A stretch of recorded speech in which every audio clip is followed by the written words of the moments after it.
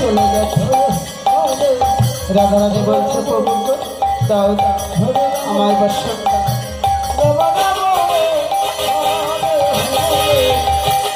শ্যামসুন্দর বলছে রাধে তোমার বর্ষ নিজে হস্তে দিতে চাই। এই বলতে শ্যামসুন্দর নিজে হস্তে রাধারানীর বর্ষণটা দিচ্ছে।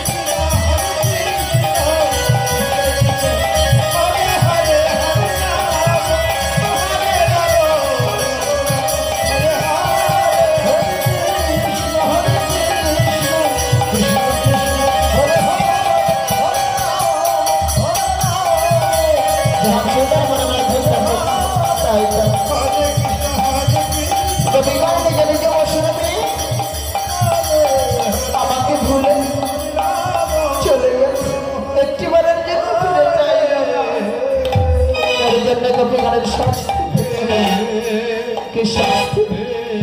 কপিগানের যে কলসিগুলো আছে সেগুলো আমি চুরি করাবো। আজ আর কপিগানকে ঘরে ফিরতে দেওয়া হবে না। এই বলে শ্যামসুন্দর সমস্ত কপিগানের কলসিগুলো চুরি করছে।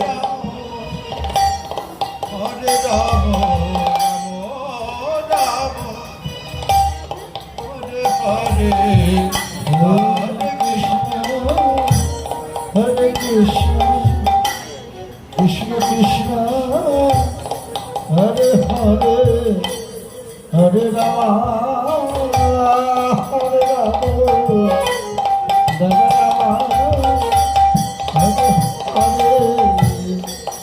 Hare Krishna, Hare Krishna,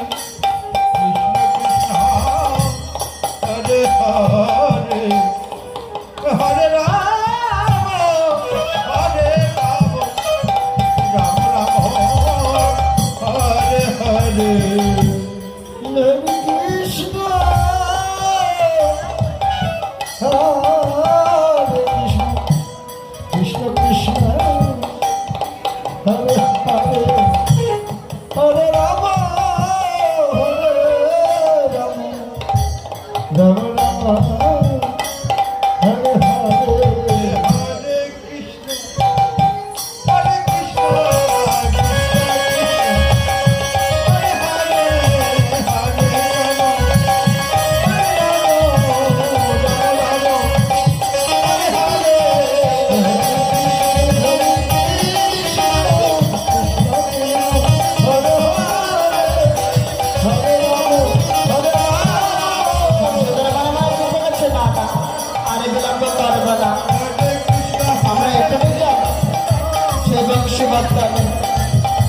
শ্যামসুন্দরে চলেছে বংশীবার্তা আর সমস্ত কপিগণ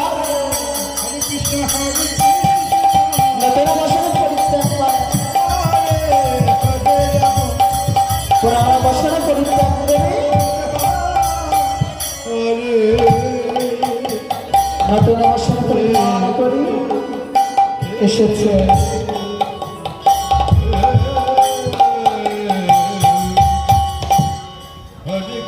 হঠাৎ মাত্র বিষ্ণু বলছে ললিতা ললিতা দেখ দেখ আমাদের কলসিগুলোকে যেন নিয়ে গেছে। ললিতা বলছে কবি শাখা সত্যই তো আমাদের কলসিগুলোকে নিয়ে গেছে। শ্রীমতী রাধারানী ললিতার চরণে জড়িয়ে ধরে বলছে, ললিতা তুই তো ভালো করে জানিস আমি কেমন পরিদর্শন করি। যদি কলসি না পাওয়া যায় তাহলে আমার আর ঘরে রইতে দেবে না। শাশুড়ি দাদাদের আমার ঘরের বাহির করে যেভাবে হোক আমার কলসি আনার ব্যবস্থা করো। ললিতা বলছে আমি তুই চিন্তা করিস না, আমি দেখছি, আমি তো আছি।